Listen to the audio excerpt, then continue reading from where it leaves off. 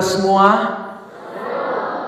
Puji Tuhan, senang malam hari ini bisa berjumpa dengan Bapak Mama saudara semua di Gereja Masehi Injili di Timor, ya, secara khusus jemaat Peniel yang ada di tempat ini. Saudara yang terkasih di dalam Tuhan, malam kemarin saudara sudah menerima berkat firman Tuhan dari hamba Tuhan Bapak Pendeta Setihau yang sudah menyampaikan kebenaran buat saudara. Dan saya percaya bahwa setiap bagian kebenaran yang disampaikan memberkati Bapak Mama saudara semua. Ada amin? Coba yang tadi malam diberkati boleh angkat tangannya. Ini banyak yang baru kok. Yang tadi malam hadir dan diberkati boleh angkat tangannya. Ya, oh luar biasa. Tepuk tangan dulu yang terbaik buat Tuhan Yesus. Baik, yang baru malam hari ini hadir boleh angkat tangannya. Wah, banyak juga. Mari kita berikan juga tepuk tangan buat Tuhan Yesus. Baik, saudara yang terkasih di dalam Tuhan, ayat yang menjadi rujukan kita adalah di dalam kitab Kisah Para Rasul pasal yang ke-11 ayat 26. Saya ajak semua kita jemaat Tuhan untuk membuka Alkitab kita atau bisa melihat di layar yang ditampilkan di depan ayat ini, dan kita akan membacanya bersama-sama di dalam hitungan yang ketiga. Kisah Para Rasul 11 ayat yang ke-26.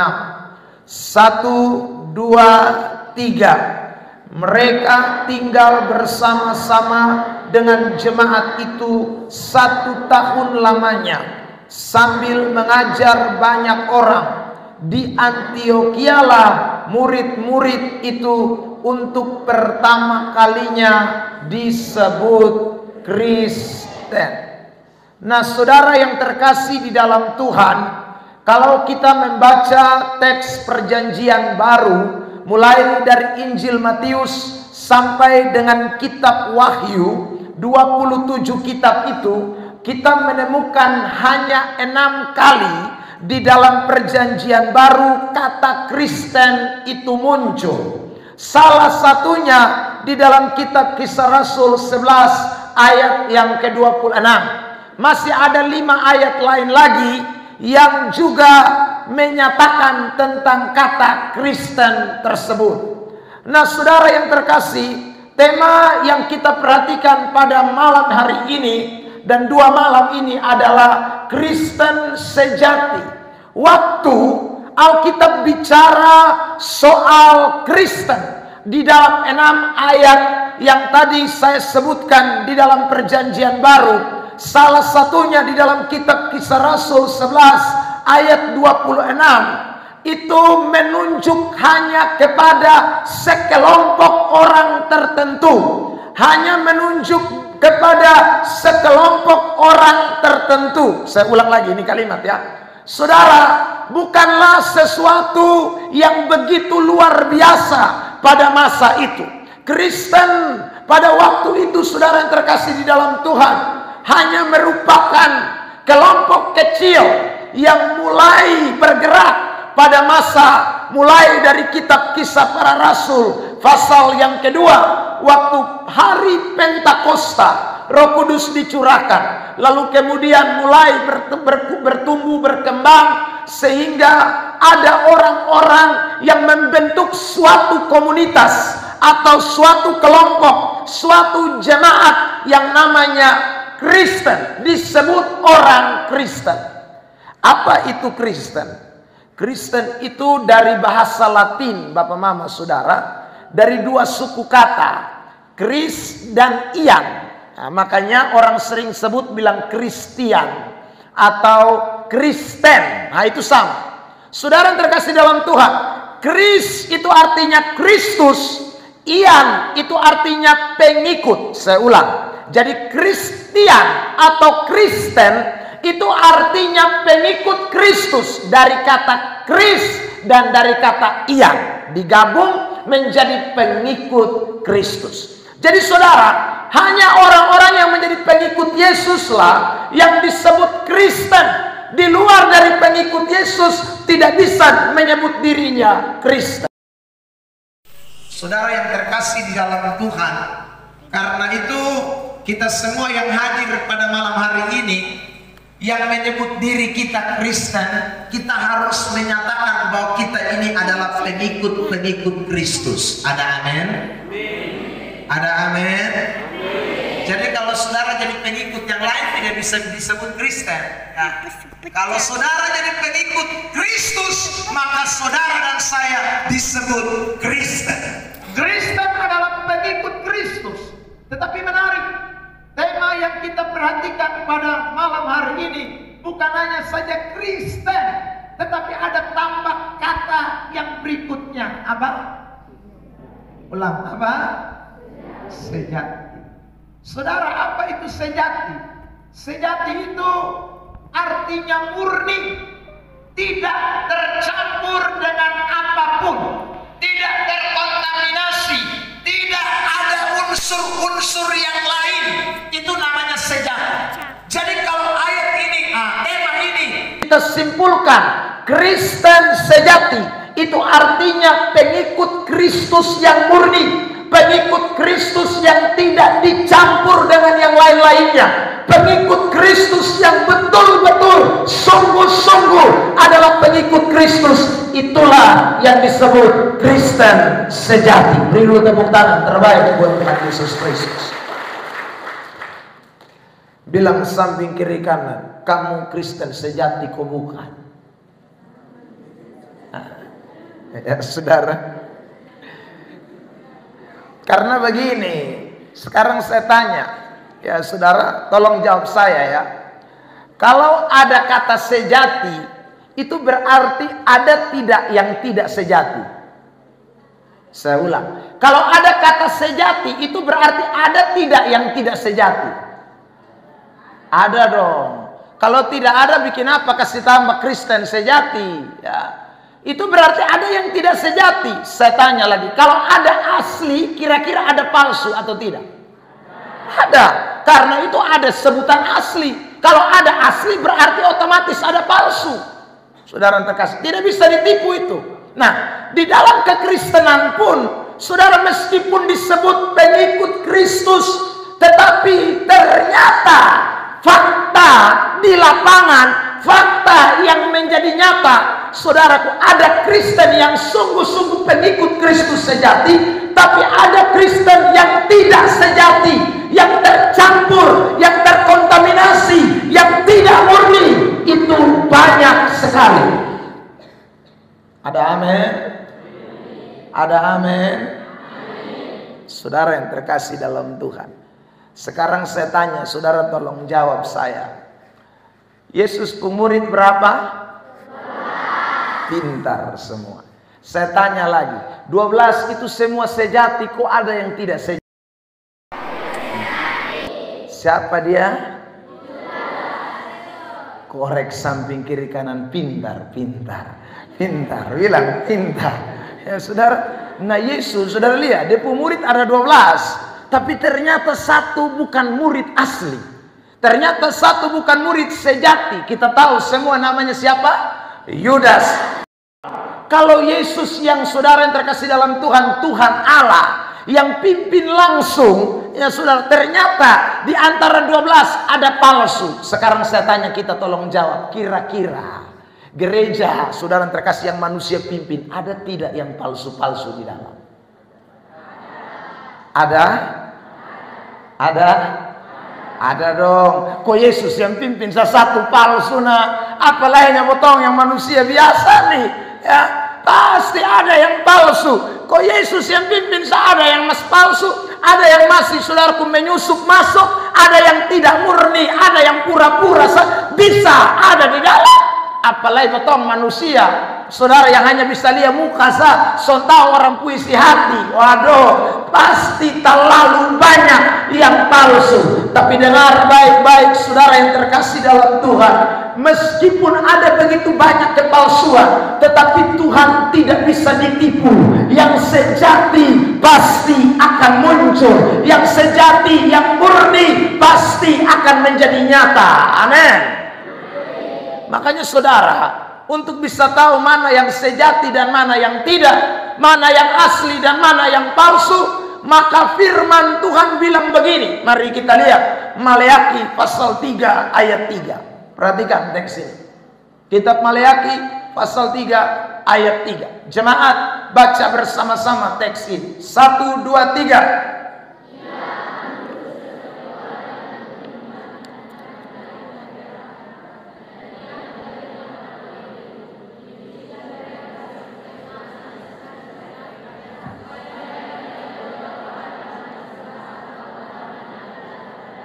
Saudara, ayat ini bilang iya, maksudnya Tuhan Allah. Dia duduk seperti orang yang memurnikan dan mentahirkan perak. Itu Tuhan Yesus, Tuhan Allah. Diibaratkan seperti orang yang lagi memurnikan perak dan memurnikan emas, menyucikan emas. Lalu dikatakan, untuk apa dia lakukan itu? Dia mentahirkan orang Lewi. Orang Lewi itu perwakilan dari orang-orang Israel. Orang Israel itu sama saja dengan umat kepunyaan Allah. Kalau kita tarik benang merahnya untuk relevansi di hari ini, maka ini disebut orang Kristen. Jadi Tuhan Allah duduk seperti seorang yang mau memurnikan, ya saudara, suku Lewi, orang Kristen, anak-anak yang disebut dengan pengikut-pengikutnya. Dia mau sucikan, dia mau tahirkan, supaya dia mau tahu mana yang betul-betul mempersembahkan korban benar, mana Kristen sejati, mana pengikut Tuhan yang sejati, dan mana pengikut Tuhan yang tidak sejati, tidak murni. Itu akan kelihatan karena Yesus memurnikannya. Amin.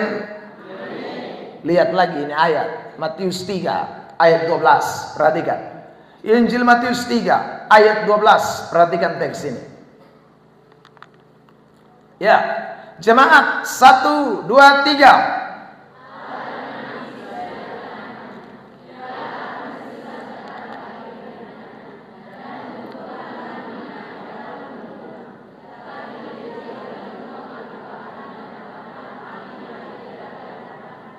Alat penampi ada di tangan siapa? Tuhan Yesus. Jadi Yesus tuh sama kayak ada pegang nyiru. Ya, orang Kupang bilang nyiru. Nyiru tahu mama? Untuk tapis beras itu nama nyiru. Ya saudara. Lalu Tuhan Yesus bikin apa deh itu nyiru? Dia ke tampi-tampi atau kasbarisi. Ya saudara. Dia kasbarisi. Supaya apa? Dikatakan yang debu-debu, yang ampas-ampas, yang soleh ada isi, yang tidak murni, yang tidak sejati, itu akan tertiup keluar untuk dibakar dalam api yang tidak terpadamkan. Tetapi gandum, artinya yang asli, yang murni, yang sejati, yang berkualitas, itu akan dikumpul ke dalam lumbungnya. Ini ayat sedang bicara soal kita orang Kristen. Jadi Tuhan Yesus bukan tampi beras, Tuhan Yesus bukan tampi gandum, bukan. Tapi anak-anak Tuhan, orang-orang yang disebut Kristen, dia tampi kita supaya kelihatan mana yang debu, mana yang tidak asli, mana yang palsu, mana yang tidak sejati. Semuanya akan dicampakkan untuk dibakar dalam api neraka. Tetapi yang berkualitas akan ada di dalam kerajaan Allah. Beri tepuk tangan terbaik buat Tuhan Yesus. Bilang samping kiri kanan, sorga hanya tampung Kristen sejati. Ya. Jadi kalau betul jadi Kristen palsu atau Kristen tidak sejati, tidak murni, maka potong akan sama seperti itu debu jerami, itu yang Alkitab tadi omong tuh. Nanti potong akan dibakar di dalam api yang tak terpadamkan, saudara. Makanya Tuhan mau hari-hari ini kita semua bukan jadi Kristen palsu, bukan jadi Kristen debu jerami, bukan jadi Kristen tidak sejati, tapi dia rindu saudara dan saya menjadi orang-orang Kristen sejati. Dan itu tidak bisa dan tidak mungkin bisa terjadi kalau tidak melewati yang namanya penampian, tidak melewati yang namanya penyucian. Itu harus terjadi bagi gerejanya, supaya akan muncul mana Kristen sejati dan mana Kristen palsu. Membongkar kenajisan kita, membongkar dosa kita. Saudara tidak suka ini malam saudara sudah di gereja untuk menyucikan, menampi orang, orang susah mau lain, maka Tuhan kadang-kadang pakai proses yang lain. Saudara, proses yang lain itu yang mana?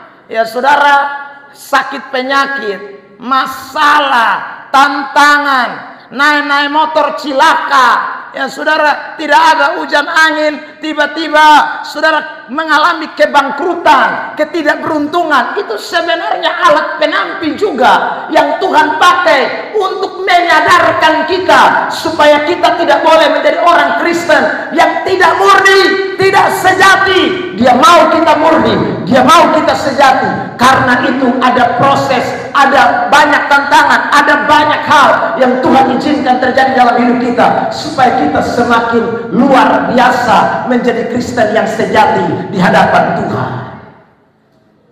Amin. Nah, karena itu malam ini saya mau bicara soal bagaimana Tuhan menampi kita. Lukas pasal 9. Mari kita lihat, saudara yang terkasih di dalam Tuhan. Injil Lukas pasal yang ke-9. Kita akan mulai membaca ayat yang ke-57, mulai teks itu. Berkatalah seorang di tengah jalan kepada Yesus, "Aku akan mengikut engkau kemana saja engkau pergi." 58.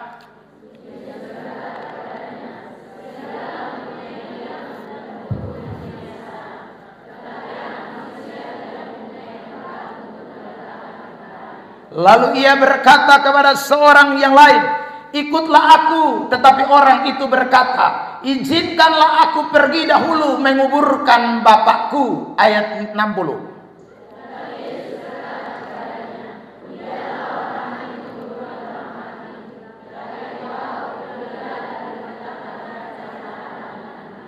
Dan seorang lain lagi berkata, "Aku akan mengikut engkau Tuhan, tetapi izinkanlah aku pamitan dahulu dengan keluargaku." 62, silakan.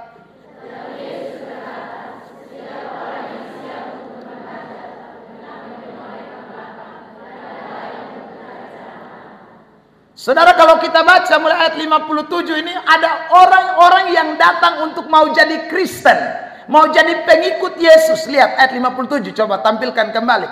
Lukas 9 ayat yang ke-57. Perhatikan. Ketika Yesus dan murid-muridnya melanjutkan perjalanan, mereka berkata, "Aku akan mengikut engkau." Kalimat yang pendek, aku mau jadi Kristen. Ikut Tuhan Yesus kan? Tadi saya sudah jelaskan, kata Kristen itu artinya pengikut Kristus. Saya mau ikut Yesus. Saya mau jadi pengikut Kristus.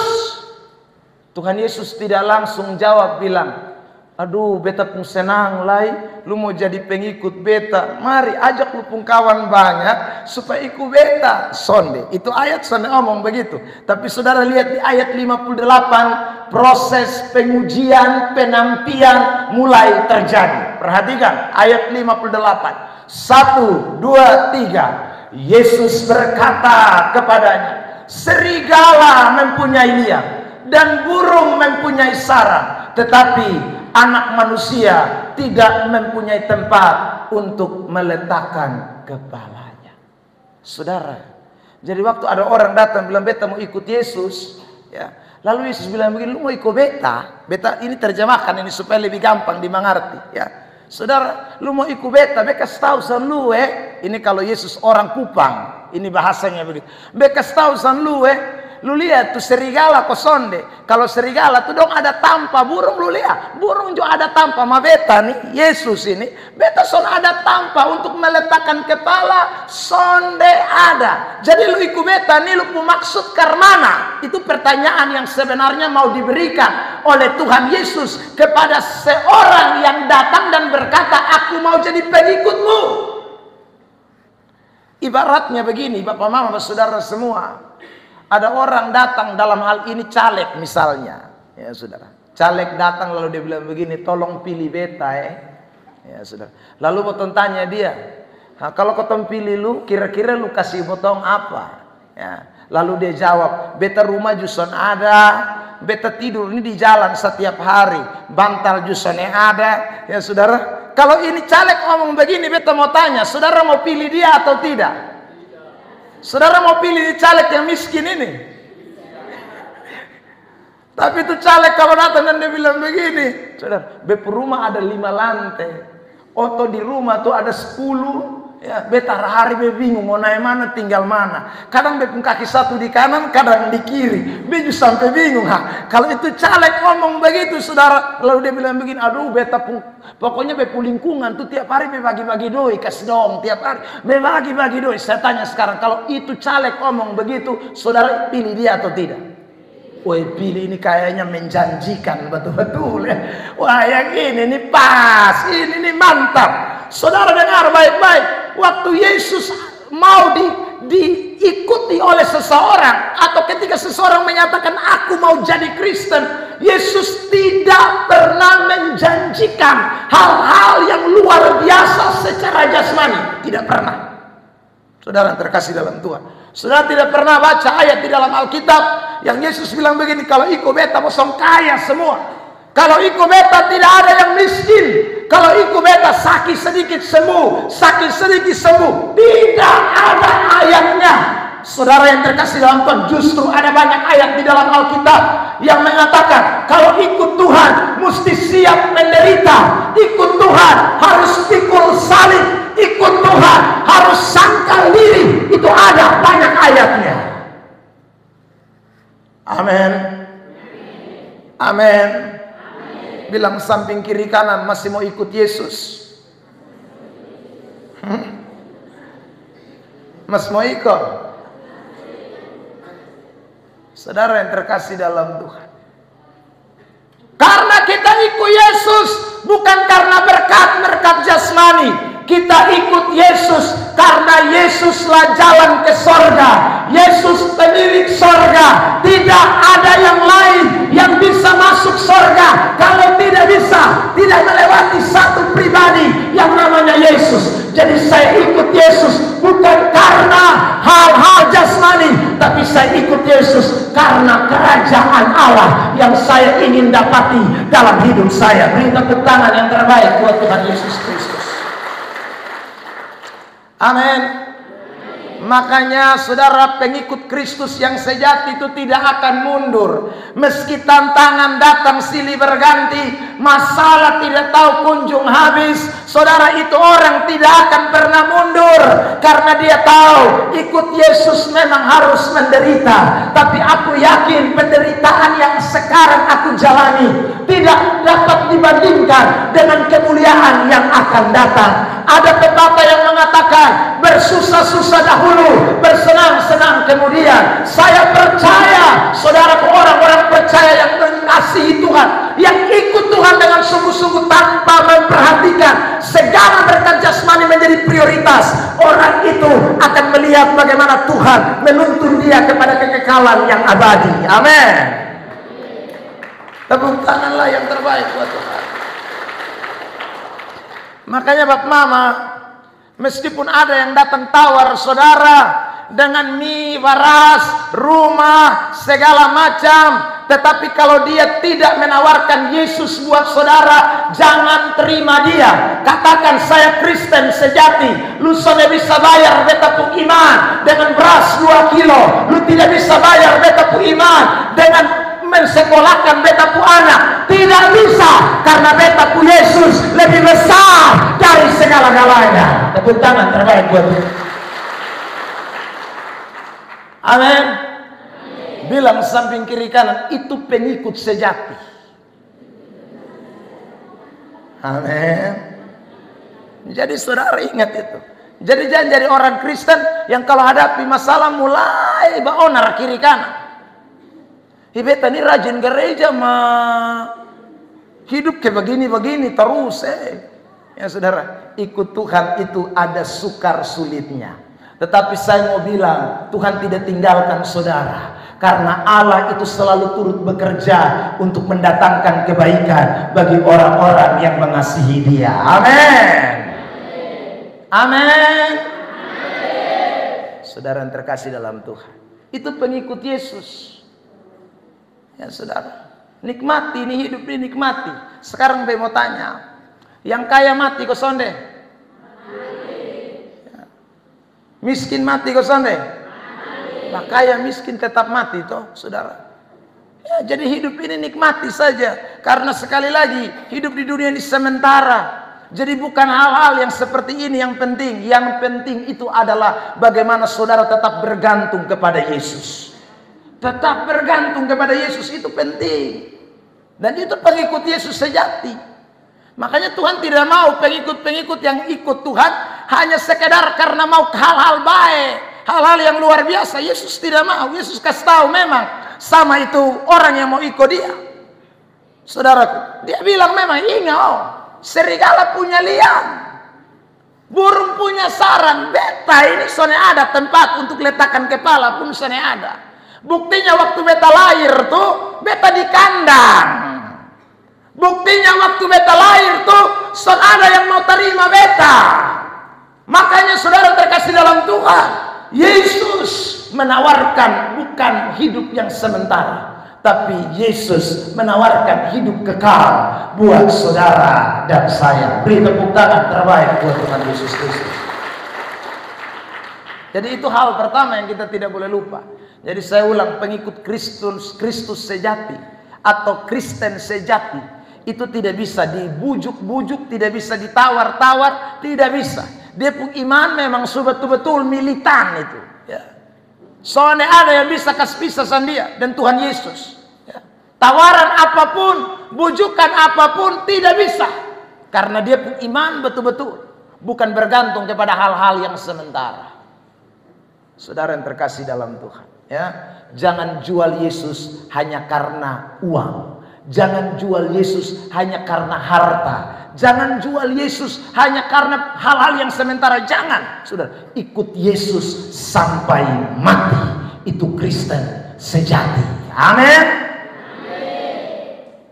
Saudara yang terkasih dalam Tuhan.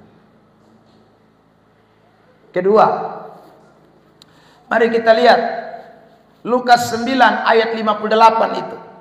Ya. Itu kalimat jelas, serigala mempunyai liang dan burung mempunyai sarang, tetapi anak manusia tidak punya tempat untuk meletakkan kepalanya. Apa sebenarnya maksud dari ayat ini? Ya, selain Tuhan tidak menjanjikan fasilitas, tidak menjanjikan hal-hal yang sifatnya sementara. Saudara, hal yang kedua yang saya mau bicara bagian ini, Tuhan itu ketika kita ikut Dia, ya saudara, Dia rindu kita memberikan tempat buat Dia. Karena Alkitab berkata dunia tidak mau terima Dia. Tapi kalau saudara bilang saya mau ikut Yesus, itu berarti saudara bilang saya mau terima Yesus dalam saya pun hidup. Saya mau terima Yesus di dalam saya punya pribadi. Dunia tidak kasih tempat buat Yesus. Dunia tidak kasih tempat buat Yesus taruh kepalanya. Tapi saya menjadi pengikut Yesus, saya mau berikan tempat buat Yesus hadir di dalam hidup saya. Amin. Amin. Tanya samping kiri kanan, Yesus ada dalam lubung diri kau belum? Nah, ingat, pengikut Yesus sejati. Dengar baik-baik Pak Mama saudara, Yesus bukan ada di luar, Yesus ada di dalam. Itu pengikut Yesus sejati. Pengikut Yesus sejati itu Yesus tinggal di dalam dirinya, di dalam diri orang itu pengikut Yesus sejati. Sekarang coba saya mau tunjukkan ini ayat buat kita, Wahyu pasal 3 ayat 20. Mari perhatikan, kitab Wahyu pasal 3 ayat 20. Wahyu 3 ayat 20. Jemaat, mari bacain ayat bersama-sama dalam hitungan ketiga. Wahyu 3 ayat 20.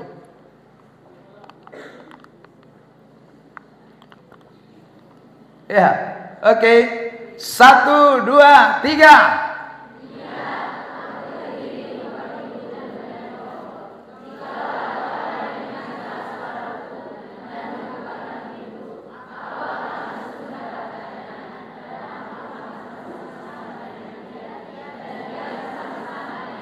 Saya tanya, ini ayat ini siapa yang ngomong? Yesus kok atau bukan? Yesus. Yesus berdiri di dalam, kok di luar? Lalu dia ada bikin apa? Ketok pintu. Siapapun pintu yang dia ada ketok? Hah? Kita manusia. Saudara yang terkasih, bahkan kalau kita baca ini ayat ini jemaat, bukan orang di luar Kristen ini Kristen, jemaat Laodikia. Tapi ternyata dongkung pintu tertutup. Pintu tidak terbuka. Yesus ada di luar. Tapi mereka mengaku mereka pengikut Yesus. Mereka mengaku mereka Kristen. Padahal Yesus di luar. Yesus sedang berdiri lalu ketuk pintu. Jemaat Laodikia, buka pintu dulu. Beta mau masuk. Saudara, ada yang dengar kok? Sama kayak ini malam Yesus datang di Peniel. Yesus sedang ketuk pintu. Jemaat Peniel, buka pintu. Beta mau masuk. Ada yang dengar mepung suara kok? Jemaat Peniel, dengar kok? Dengar suara Tuhan kok? Saudara yang terkasih dalam Tuhan, banyak orang datang gereja tapi dia tidak buka pintu buat Tuhan Yesus. Banyak orang, saudara yang terkasih dalam Tuhan, pergi ibadah, jadi Kristen, tapi dia tidak buka pintu bagi Yesus. Seperti jemaat Laodikia, pintu tertutup rapat. Akoi, Tuhan ada toki-toki. Hai lamber, ho buka pintu fe Tuhan. Nih,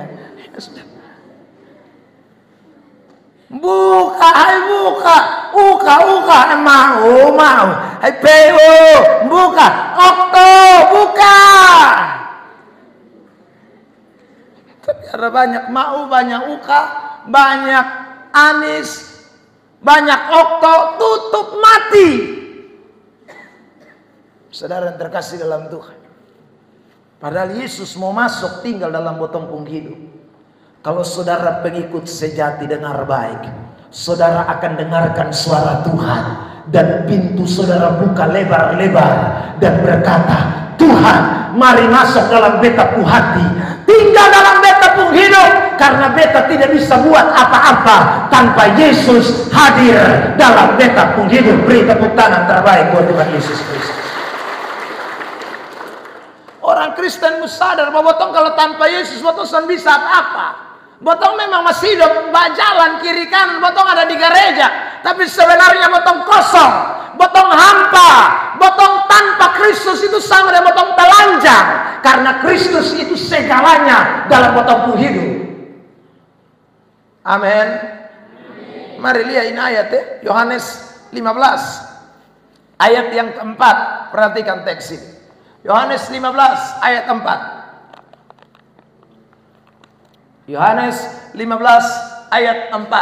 1, 2, 3.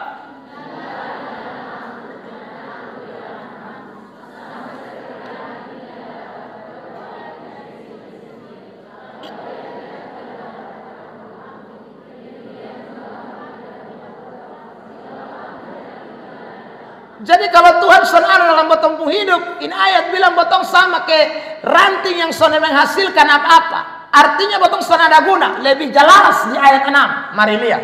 Yohanes 15 ayat 6. Perhatikan. 1, 2, 3.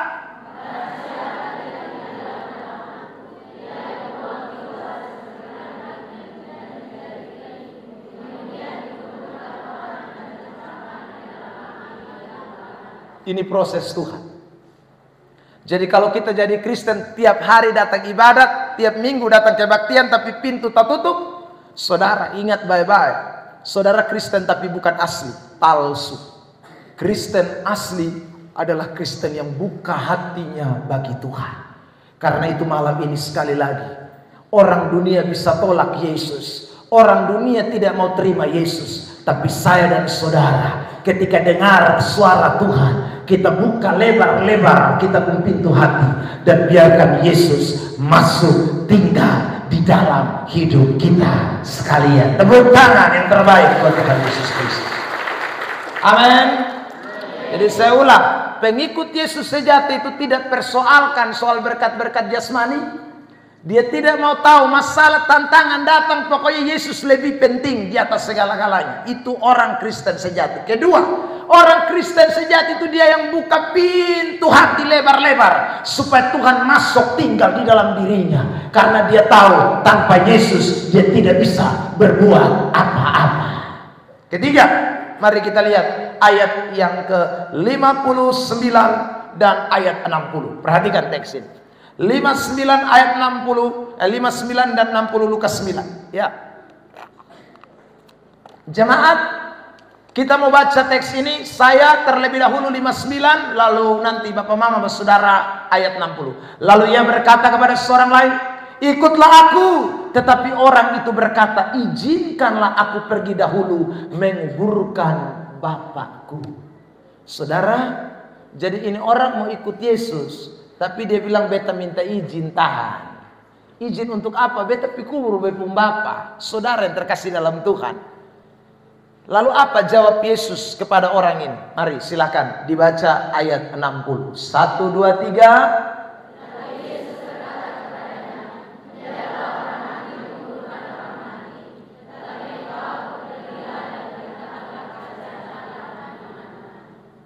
Biarlah orang mati menguburkan orang mati, tetapi engkau pergilah dan beritakanlah kerajaan Allah.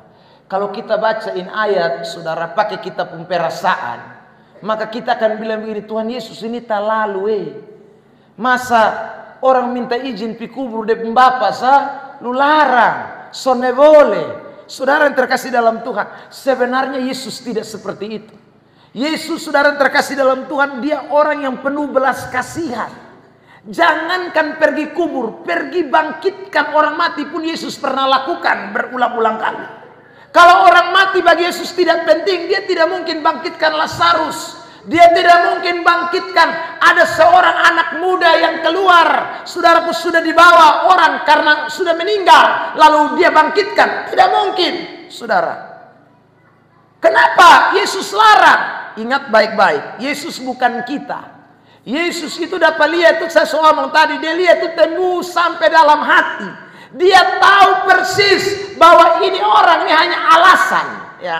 Ini orang ini bukan betul-betul mau pikubur dan Bapa, bukan, saudara terkasih dalam Tuhan. Karena tidak mungkin Yesus melakukan sesuatu yang menyalahi, saudaraku, apa yang menjadi prinsip pelayanannya penuh dengan belas kasihan.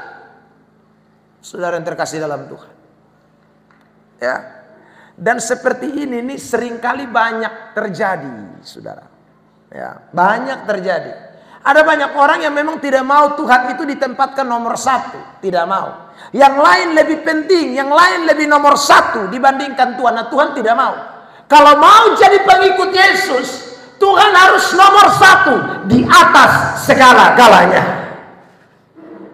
Amin. Amin. Saudara yang terkasih dalam Tuhan, saya temukan orang, ya, ditanya, kenapa lu tidak pergi gereja hari Minggu? Aduh, kotong pun tasibu nih lalu kalau pas hari Minggu. Belum urus babi di kandang, sapi, ya saudara. Pokoknya dia pun alasan tiap minggu ada, nanti minggu depan potong tanya kok Bapak, kenapa minggu? Aduh, ini minggu nih pas kumpul keluarga lagi, ya saudara. Nanti minggu depan lagi datang potong tanya, kenapa lu datang? Ada alasan baru. Wih, ternyata bepung kakak yang di Kupang tuh minggu kemarin dia meninggal, jadi kami semua satu keluarga pergi. Ini kotong tanya ini tiap minggu alasan kiri alasan kanan. Sebenarnya saudara terkasih dalam Tuhan, dia memang tidak mau Tuhan itu nomor 1. Dia menempatkan yang lain lebih penting, yang lain lebih prioritas, yang lain lebih utama. Tuhan tidak suka yang begitu. Saudara yang terkasih dalam Tuhan, Kristen sejati itu mesti tahu Tuhan nomor 1, yang lain nomor 2, nomor 3, nomor 4, nomor 5, dan sampai sekian nomor 100 ke nomor 1000. Pokoknya Tuhan nomor 1. Amin. Amin. Bilang samping kiri kanan, tanya dia, Tuhan nomor berapa di luku hidup? Nah, Kristen sejati itu akan menempatkan Tuhan nomor 1. Amin. Bukan yang lain. Minta maaf mama, saudara. Mungkin bagi kita ketemu kadang-kadang sudah bisa lakukan ini, tapi ini kebenaran Tuhan. Ya saudara, jangankan kita pun pekerjaan, kita pun istri, kita pun suami, kita pun orang tua pun dia tidak boleh nomor 1. Ya. Janganlah kita pun uang, kita pun harta segala macam. Kita pun istri, kita pun anak, kita pun orang tua, kita pun suami tidak boleh nomor 1. Yang nomor 1 harus Tuhan di atas segala-galanya. Amin. Apalagi sekarang ini yang nomor 1 HP. Bangun pagi-pagi, ya saudara, dia bukan nomor 1 Tuhan, HP nomor 1. Itu di Kupang, di Lelogama juga. Oh ada. Berarti kita sama di Kupang dan di Lelogama. Ya, ada yang nomor 1-nya apa? Kalau bangun pagi itu saudara terkasih dalam Tuhan, dia urus dahulu. Ya, yang lain-lain. Dia bilang, mama ingat tuh, kalau pagi-pagi itu kopi susu duluan. Ya saudara. Jadi pagi-pagi itu dia pun nomor 1 itu kopi susu. Tuhan Yesus nomor 2 nanti dulu, ya saudara. Saudara terkasih dalam Tuhan, kenapa kok Yesus bangkit di hari Minggu? Dan saudara terkasih dalam Tuhan, hari Minggu itu adalah hari pertama di dalam 1 minggu. Kenapa? Kenapa Yesus tidak bangkit di hari Sabtu kah? Yesus tidak dibangkitkan di hari Jumat kah? Tapi Alkitab berkata hari pertama. Karena saudara, Yesus mau semua kita menempatkan dia nomor 1, yang pertama di dalam hidup kita sekalian. Tepuk tangan yang terbaik buat Tuhan. Yang lain nomor 1 itu apa? Pesta. Wih, kalau ada pesta dengan saudara ibadat penyegaran iman IPI, dong akan pilih pesta dibandingkan IPI. Ya. Tapi kita tanya, lu Kristen? Hai, saya Kristen. Saya nama Magdalena mah. Ya.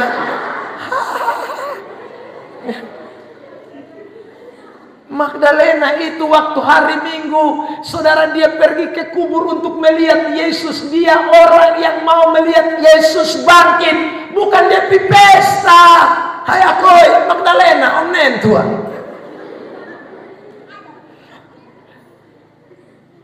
Ya, saudara terkasih dalam Tuhan, lihat Yesus dong. Tuhan suka sih 6 hari buat tong kerja, ingat bye-bye. Saudara, hari yang pertama itu kita harus persembahkan kepada Tuhan. Dari 7 hari, 1 hari pertama ini Yesus puhari. Karena itu saudara, besok ini gereja sesak dan manusia. Orang yang namanya Kristen sejati, hari Minggu dia akan penuhi rumah Tuhan. Karena dia tahu Yesus nomor 1 di atas segala-galanya. Tepuk tangan terbaik buat Tuhan Yesus. Ya. Jangan hari Minggu lu ditambah lain. Ya saudara, Yesus mesti nomor 1. Ya. Saudara, itu orang yang mau jadi pengikut sejati. Makanya ini malam nih beta kasih tahu potong semua lewat ini firman Tuhan, mau ajak kita semua, ayo mari. Yesus tidak boleh nomor 2. Saya ulang lagi, Yesus tidak boleh nomor 3. Apapun kita harus tempatkan dia nomor 1. Saudara, kalau baca perjanjian lama, Alkitab selalu bilang begini, Allah itu cemburu. Saudara, Allah itu cemburu. Saya mau tanya kepada bapak-bapak, saudara yang menjadi suami-suami semua, bapak-bapak semua, mau tidak saudara punya istri, ya saudara, ya, istrimu itu di nomor 2, ya. Lalu nona di sebelah tetangga itu yang nomor 1. Itu mau cek ke mati lu besok itu. Ya saudara terkasih dalam Tuhan. Ya, kita punya istri ada di rumah, tapi saudara kok Anda pulang kas makan sapi, pi di samping rumah. Ada tolong bikin kas bapak kopi. Mama padahal di sebelah.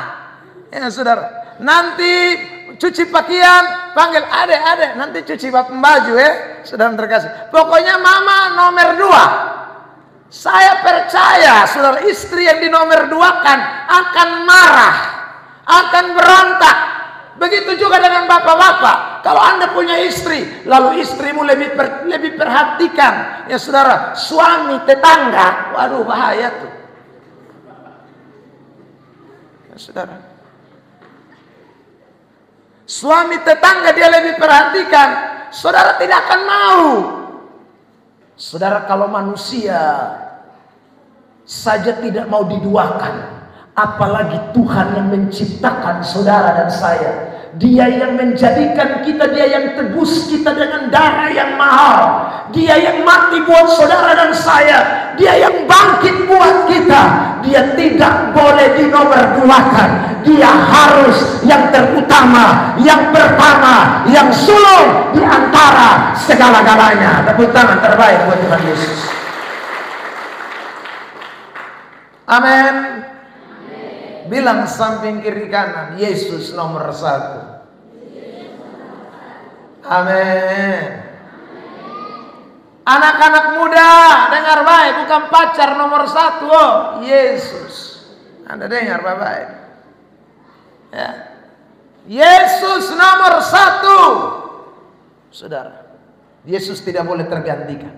Dia prioritas dalam hidup kita. Saudara yang terkasih dalam Tuhan, jadi ingat baik. Satu, ingat, kalau Yesus, saudara jadi Kristen sejati, masalah, tantangan, kesulitan apapun, saya ulang-ulang, tidak akan menggantikan Yesus dalam hidup saudara. Yang kedua, ingat, kalau saudara Kristen sejati, ingat baik-baik saudara, ini hati akan terbuka lebar-lebar buat Yesus hadir dalam depung hidup. Lalu yang ketiga, saudara dengar baik-baik, kalau saudara Kristen sejati, ingat, Yesus tidak boleh nomor 2, Yesus tidak boleh nomor 3, apalagi nomor 4, apalagi nomor 7, tidak bisa. Dia nomor 1 di atas segala-galanya. Yang keempat, mari kita lihat ayat yang ke-61 dan 62. Perhatikan. Saya baca 61, lalu kemudian Bapak Mama Saudara 62, 61. Dan seorang lain lagi berkata, aku akan mengikut Engkau Tuhan, tetapi izinkanlah aku pamitan dahulu dengan keluargaku. Ya, silakan ayat 62, 1, 2, 3.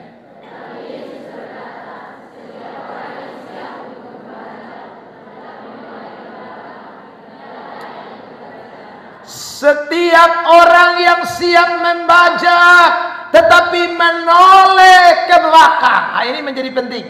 Dia tidak layak.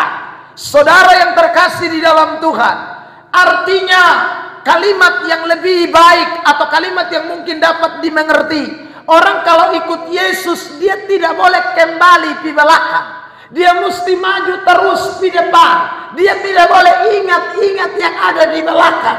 Dia harus terus bergerak maju ke depan. Dia harus mengarahkan pandangannya ke depan. Dia tidak boleh toleh ke belakang. Itu pengikut Yesus yang sejati. Itu Kristen sejati.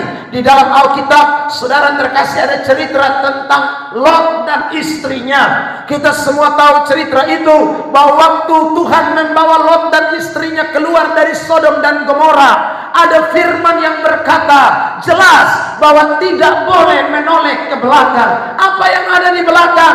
Di belakang ada kesenangan Sodom Gomora. Di belakang ada harta yang berlimpah. Di belakang ada sesuatu keduniawian yang begitu luar biasa ada di Sodom Gomora. Tetapi waktu mereka keluar dari Sodom Gomora, firman Tuhan jelas, Lot, ingat, jangan menoleh ke belakang.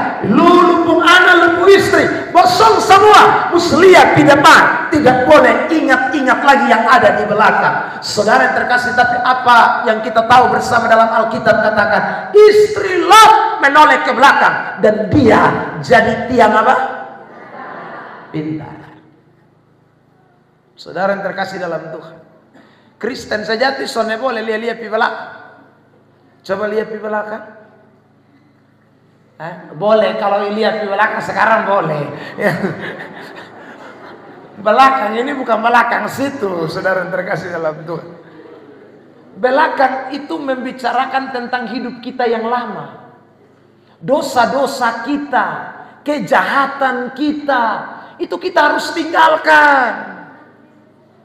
Saudara yang terkasih dalam Tuhan, ikut Tuhan itu harus lihat yang di depan, arahkan pandangan kita ke depan. Tidak boleh masih di belakang.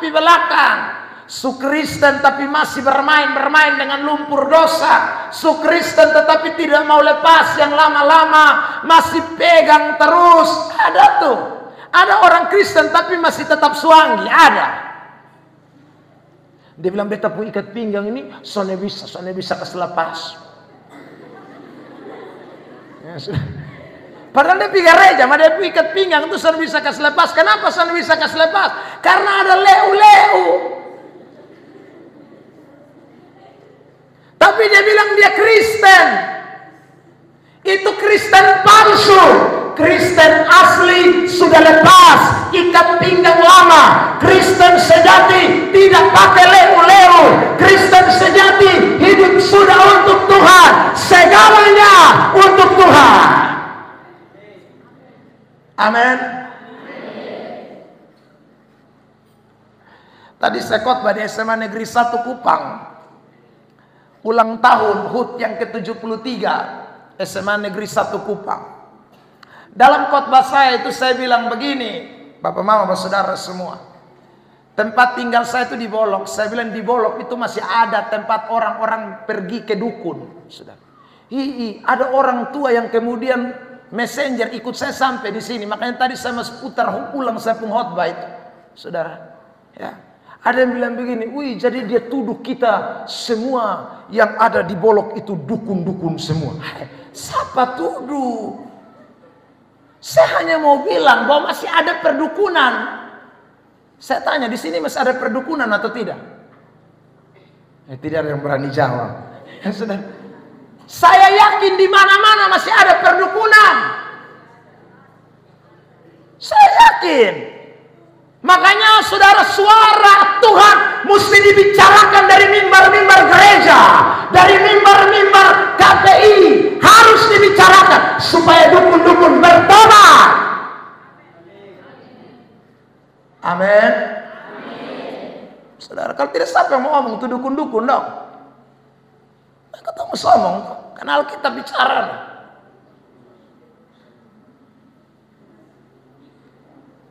Saudara yang terkasih dalam Tuhan. Nah ini mesti ingat baik-baik. Kadang-kadang botong ini mau Kristen tapi botong semua lepas, botong pun pinggang lama, ikat pinggang lama tuh. Saudara yang terkasih dalam Tuhan. Orang Kristen soalnya boleh begitu, mesti buang, lupa di belakang. Loh saya ini bersaksi, saudara, ulang-ulang kali. Saya dulu pegang obat nona. Ya. Saudara bayangkan obat nona. Saya pergi bertapa di satu dukun berdapat obat nona. Ya. Dan hasil dari itu obat nona itu 13 perempuan jatuh cinta sama saya. Oh iya. Saudara terkasih dalam Tuhan. Itu dukun. Nah dukun itu siapa? Saudara terkasih dalam Tuhan. Dukun-dukun itu juga kaki juga ada di gereja juga separuh. Tapi dong sudah mau lepas, dong tetap pegang, dong pun lama-lama dong tetap gae terus. Tapi saya ulang, kalau tanya dia agama apa? Kristen, lihat KTP Kristen. Tapi itu palsu. Kristen sejati lepas yang lama. Kita hanya pegang kekuatan yang baru, dan kekuatan itu adalah Yesus Kristus Tuhan. Beri tepuk tangan terbaik buat Tuhan Yesus Kristus. Makanya Alkitab bilang tukang sihir tidak bisa masuk surga. Galatia pasal yang kelima, saudara baca itu ayat yang ke-19 sampai ayat 21. Salah satunya tukang sihir. Tukang sihir itu sama dengan suanggi, itu sama. Saudara yang terkasih dalam Tuhan, Sana bisa masuk surga. Ada ayat. Penyembah berhala. Itu tuh lama itu. Sihir, perseteruan, perselisihan, amarah, kepentingan diri sendiri, percederaan, roh pemecah. Ayat 21 saudara lihat itu ayat bilang apa? Galatia 5. Jemaat baca 1, 2, 3. Terus.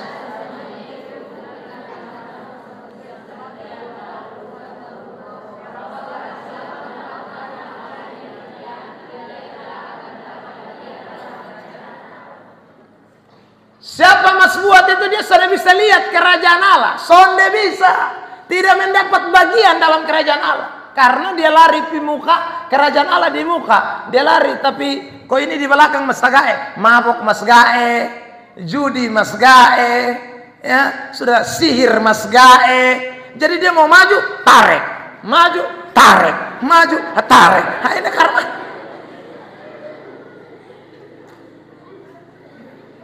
sudah bisa surga di sana. Makanya itu istri Lot jadi tiang garam, itu kan model begitu. Malaikat pegang tangan kemar, lari. Mama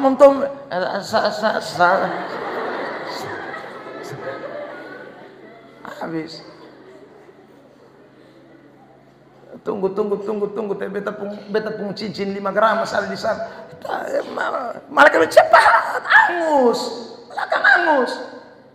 Saudara, hidup kekristenan, saya ulang, mesti tinggalkan semua yang lama, buang semua yang lama, termasuk penyembahan berhala, mesti tinggalkan itu. Saudara yang terkasih dalam Tuhan, pesta pora, kemabukan, itu ayat yang ngomong nih, saya cuma kutip saja ini. Tinggalkan.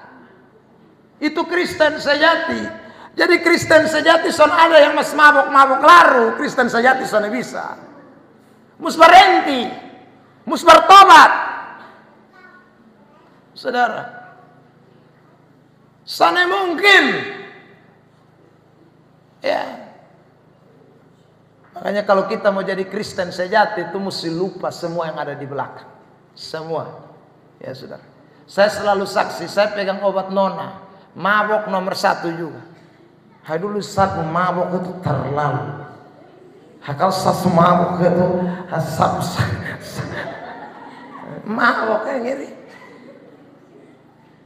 Tapi dulu jadi Kristen sejati, percaya Yesus tinggal di dalam sini, lalu son masuk lain.